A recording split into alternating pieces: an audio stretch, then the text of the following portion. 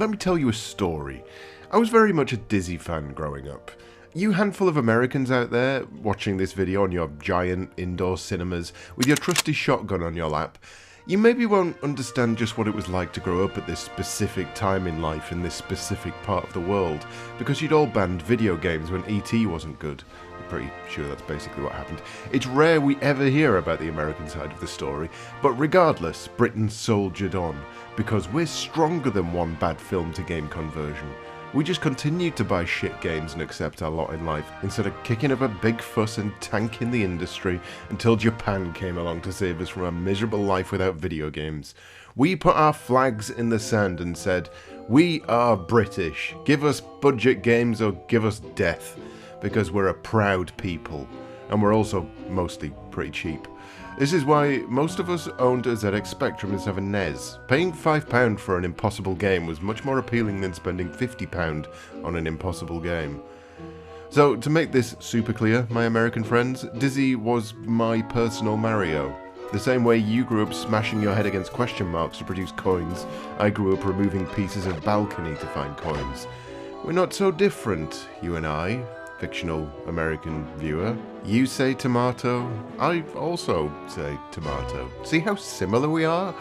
But we're very, very different. While you were getting excited about Castlevania 3 and Al Unser Jr.'s Turbo Racing, I was getting excited for Treasure Island Dizzy. While you were getting excited about Mega Man 3 and Dr. Mario, I was getting excited for Magic Land Dizzy, and so on and so on. You get the picture. Basically, I was just in a constant state of Dizzy excitement. Because the thing about Dizzy games is, once they got going with them, they really got going with them. The original Dizzy, 1987. Treasure Island Dizzy, 1989. Fantasy World Dizzy, 1989. Magic Land Dizzy, 1990. Well, there was a reasonable gap between the first and second games. We then ended up getting 3 new games in the space of a year, and you know what? I was fine with that. The games were cheap, the content kept me entertained, and the artwork, as ever, was beautiful. Codemasters in general really knew how to market their games, and Dizzy was no exception. How on earth you could make an egg with boxing gloves appealing to a child, I don't know, but there he was. As an avid Dizzy fan, that meant my eyes were always drawn toward Dizzy-based adverts, and the first I remember specifically was the Dizzy Collection Pack. I already owned all of these games. I still wanted it. That artwork was mostly the reason why. Not long after that, my attention was caught by another advert for another Dizzy pack, Dizzy's Excellent Adventures. Dizzy Panic, I've got that, shit. Dizzy Down the Rapids, I've got that as well, that's also shit. Wait, what's this? Dizzy, Prince of the Yolk Folk, new game exclusive to this pack! And also Spellbound Dizzy, which I hadn't played either, but that one doesn't matter because this one says exclusive to the pack, so it's exciting. Oh, and it had quick snacks as well. But it didn't matter about that. I wanted that exclusive. I had to beg my parents for it. The answer was no. A resounding no. A no so hard it could only mean one thing. No. You see, here was the problem with the Dizzy collections, for me at least, that price. Convincing my parents to spend anything more than $2.99 at most on a game was tantamount to high treason in the court of the British working class family. It didn't matter that there were 5 games in this pack, it was a blanket no. The year is now 2022, and I, rose-tinted Spectrum, am no longer a small British boy. I am an out-of-shape British man who has pubic hair and money. I also have emulators, so Prince of the Yolk Folk it is. Finally, after all this time, I get to play the game I coveted for so many years, and I should have just left it. I mean, no game is going to live up to 30 years of hype, is it? The problem is, once again, that artwork. Dizzy games have always been very good at sparking your imagination with the artwork. With the first Dizzy, I always wanted to find these 2 bald guys who weren't even in the game. In Treasure Island, I always wanted to see this pirate and get into a sword duel, but that doesn't happen either. Prince of the Yolk Folk looked like a grand adventure that would match or outdo the scale of the previous Dizzy games, and that thought was specifically planted in my brain all those years ago by this single image. But it's not that. Prince of the Yolk Folk is tiny. It's tiny and frustrating, and it regurgitates prior content. It doesn't push the series forward in any way. It was a marketing tool specifically designed to get a fifth game into that collection box. It starts off fine enough, even though it's basically a rehash of Fantasy World in which you have to escape a prison. You meet your first character, this guy. He exposition dumps all over your face, and he says he needs help to call the king. He then offers you his magic flying carpet, which is an excellent first item to be given in a Dizzy game, and I couldn't wait to see what kind of puzzle I'd be able to overcome with such an excellent item that was superb and exciting and excellent. To the left, we have a troll sat next to a pickaxe that is specifically placed that you'll fall off, touch the troll, and get yeeted if you're not careful. This is good forewarning that Prince of the Yolk Folk is out to get you in very annoying ways.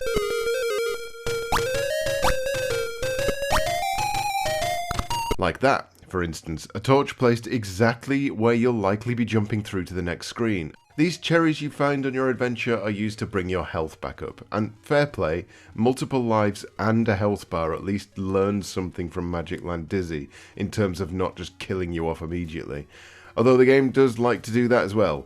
It's also nice to see that they've gotten rid of collecting hidden coins in order to unlock a proper ending, because no one enjoys that shit. They seem to have swapped all of that nonsense and just littered these cherries everywhere, so good on them. We meet a lion with a thorn in his paw and make a note of all of this, because once you've spoken to any of the characters, you can't speak to them again. If you forget what it is a specific character needs, you're out of luck. Use everything on them and hope you're carrying the right item, basically. Every Dizzy game needs a water section, and thankfully this one doesn't feature a bastard shark, so your chances of dying are slim, so long as you're not an idiot. All you need to do here is walk onto the boat, which requires 0 skill, and then walk along it, which, again, requires 0 skill. This whole boat section brings walking back and forth down to a crawl for no real reason. There's nothing fun about it. You just wait, then walk multiple times throughout your adventure. Bring back the angry crocodile. Oh well. At least we've got a new character to speak to.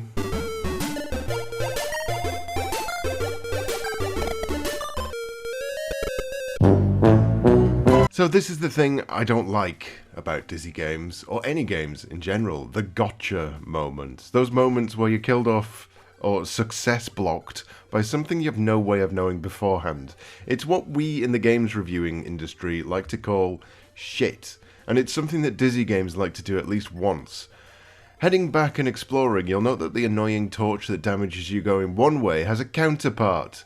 This thing. That's 2 torches right near the start of the game that are specifically designed just to whittle away at your health if you forget to jump at exactly the right places. You can see, right, why I'm already getting annoyed at this game before we're even off the first few screens.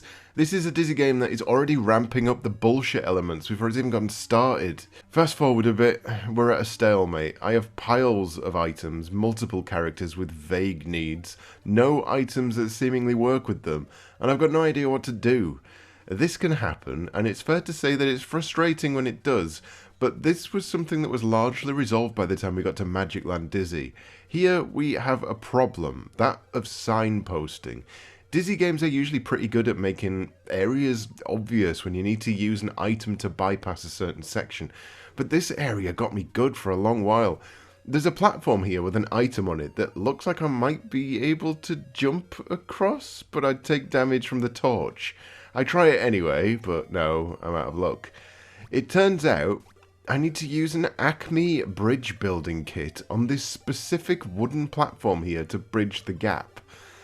Now this took me a while to figure out because, well, I've got a magic carpet for one. Why couldn't I have used that? And 2, I didn't really equate this as something that would require a bridge.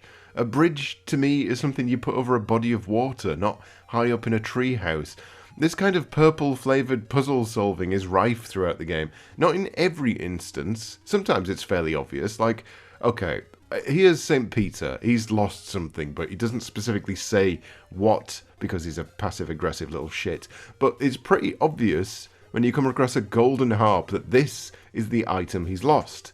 Therefore, you bring it back to him and, St. Peter's knob cheese is used as a bait to catch a fluffle in a cage, and you can use the fluffle in a cage to scare off the troll.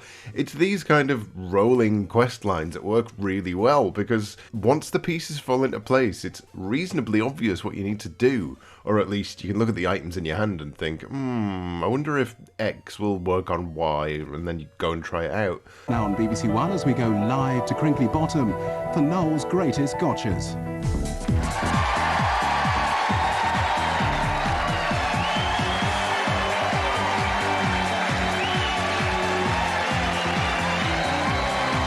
Oh look, there's an upstairs segment here. I'll just jump up there. You little dicks.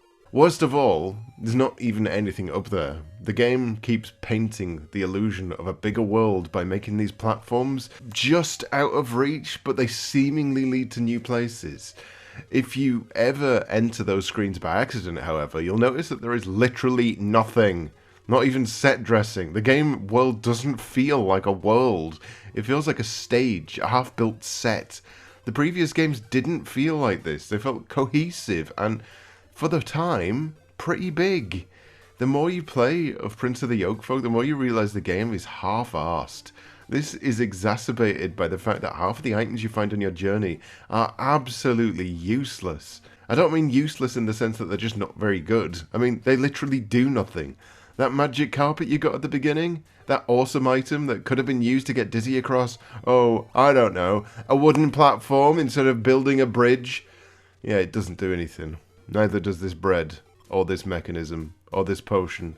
Dizzy games have always had red herrings in them, but this feels like such an overabundance of crap.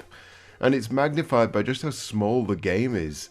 To top it off, these are often just items that look like they should work in a specific situation, but don't. So you end up carrying them around to clog up your inventory. Why, for instance, does St. Peter's smegma work when you're trying to get a fluffle in a box, but the bread doesn't? Or this fluffle-aid, which, again, is a completely useless item. The puzzle solutions are arbitrary, and the red herrings are put there specifically to pad the game out. Knowing full well you can only carry 3 items, the game sees you carrying around a suitcase full of shit you'll never, ever need, so that you'll walk backwards and forwards trying to find something that's actually useful. Toward the end of the game, the king knights you for, I think, Dizzy is basically saying he banged his daughter here, I don't know. I don't care anymore at this point. You walk all the way back to the other side of the map, open the door, kiss Daisy, because that's apparently why you've been doing all this, and then you get...